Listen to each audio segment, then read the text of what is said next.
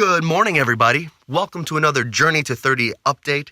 We are here in the first real official week of set 6, another foundational set, one where I'm working on building up from the ground up a lot of things that I have issues with, whether it's things with my acting, whether it's things with my production for voiceover, whether it's mind, body, and spirit related. I'm trying to get those foundations better set so that I can head into the rest of this journey with a better understanding of who I am and what I'm trying to accomplish. Yeah? So, since we're focusing so much on foundation in this set, there is one big foundational issue about myself that I really needed to address before I could go forward, because I found it just affects everything. It's something that a lot of us deal with in this country, in this world, on a day-to-day basis, but there's so much stigma about getting it figured out, and so that you can operate to the best of your ability. And that is anxiety and depression. I suffer heavily, like most, from crippling anxiety, which over the years developed a massive depression. It started when I was in middle school, and it got worse through high school.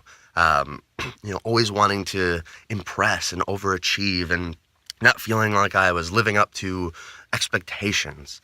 And that turned into a really downtrodden depression that led to suicidal thoughts, that led to all sorts of just bad mojo for myself. As the years went on, I got better at dealing with it. I got better at stuffing it down, if you will. But now that I'm older, there's just so much happening in life that all these issues are really coming to the surface again, and it's hard to stuff. Being in my new job, it's very anxiety-inducing. There's a lot of reactiveness. There's a lot of touch-and-go situations, and there's a lot of responsibility. Not that that's a bad thing. It's just there's so much that it really inflamed my anxiety, which brought my depression out of left field in a way that, quite honestly, I'd never felt before.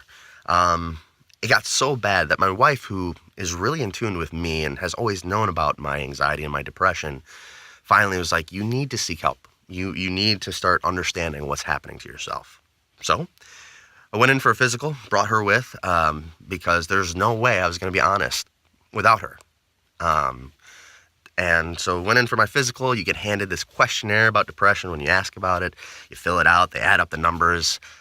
It's nothing very scientific to what I could see. But the doctor goes, oh, yeah, you suffer from this stuff pretty bad from the looks of it.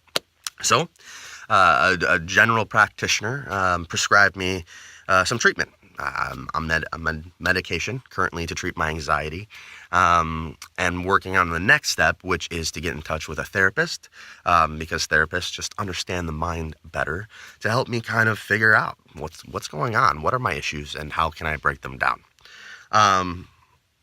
Again, this is something that a lot of people in our world go through on a daily basis. I'm nothing special, but what I suffered from, in the sense of doing something about it, was the stigma that we have in this country, that we have in this world, about how, so many things. If you have a mental problem, you just deal with it. It's your problem. Especially the heavily conservative farming type area that I grew up with. Like, you're about being a man, and to be a man, you deal with your own shit, and you don't let anyone else step in on that, especially when it comes to your brain. And if you feel broken, deal with it, but it's no one else's issue. And I lived with that stigma for a very, very long time. Finally, being around the right people, having my awesome wife, I was able to say, hey, I've got to go get this checked out. I got to get treatment for it. So I'm on medication currently. Now, if you get offered medication, I don't know if I would recommend it right away. It's interesting. You're playing with your brain chemistry here. And this is a general practicing doctor telling me how to play with my brain chemistry versus someone who focuses solely on the brain and these issues. I want to get through this it's 6 weeks of treatment before I go back in and get reevaluated. I don't know how I feel. I've never liked medication in the first place for anything. But this has got me feeling very weird. For all of you audio people out there, in terms of frequency, like I used to be high and low, up and down, up and down, up and down, extreme highs, extreme lows. Now it's like adding a compressor onto my frequency. I live in this middle ground right now. If I start to get stressed out, I don't tank too much, but if I feel happy, I don't go up very high either. I just live in this middle ground. Not a big fan. Right away, I sunk deeper into my depression, and I got more anxious. In fact, there were a couple days where I had to just leave work because it was so bad. So not a fan of that either.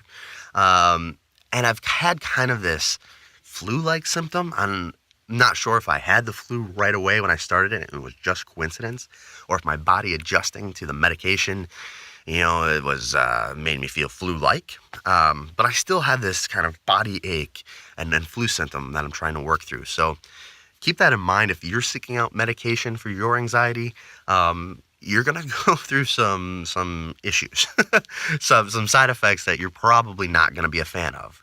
But right now, I want to get through this medication. I want to get through this first round, see how it treats me, go back in for an evaluation, and work on setting up an appointment with a psychiatrist from there.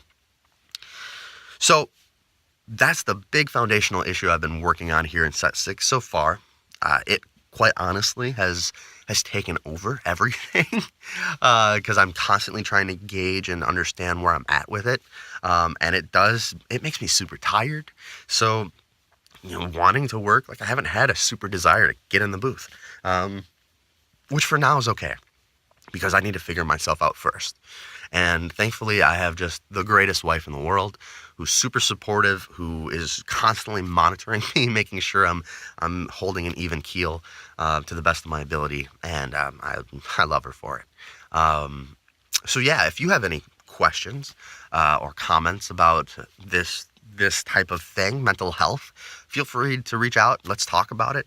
I think it's fun to, not fun. Fun's not the right word. It's necessary to have conversations about it. And I just know that through these channels on Instagram, YouTube, sometimes we build up a feeling where we can just feel safe with strangers. The friends we've made here on social channels, so much better than our parents or our friends or even some other loved ones. So please feel free to reach out to me. I'd love to chat about it. If you have been dealing with this for a while, have found ways to make it work for you, let me know. I would love to be better at dealing with my anxiety and my depression. Yeah. So anyway, thank you for tuning in to this Journey to 30 update. A little bit of a long one, but I'm guessing it was necessary. Hope you have a fantastic day.